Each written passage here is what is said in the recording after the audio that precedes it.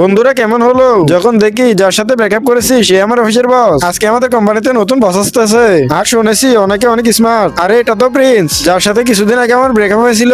হায় আল্লাহ, Prince যেন আমাকে দেখতে না পায়। জিমি লুকিয়ে লাভ নেই, আমি তো তোমাকে দেখে ফেলেছি। তুমি তাড়াতাড়ি আমার অফিসে আসো। বস আমি কি ভিতরে আসবো? জিমি, আমাদের ব্রেকআপ হওয়ার পর তুমি কেমন আছো?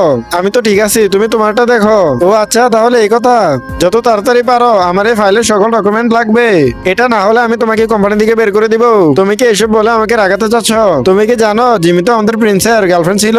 আমি তো এত কিছু জানতে চাই না, প্রিন্স শুধু আমার। এই নেন ম্যাম, এই ফাইলের সকল ডকুমেন্ট কমপ্লিট করে দিয়েছি। এই সকল লাগবে না, তুমি চলে যাও। আমার তো এখনো ওই দিনের কথা মনে পড়ে, প্রিন্স আর আমি কত সুখী না ছিলাম। তার আগে তুমি যদি ইন্ডিয়ান হও তাহলে লাইক করো, আর যদি বাংলাদেশি হও তাহলে লাইক সাবস্ক্রাইব দুইটাই করো, আর কমেন্টে তুমি যে দেশের সে দেশের পতাকাটা দিয়ে যাও।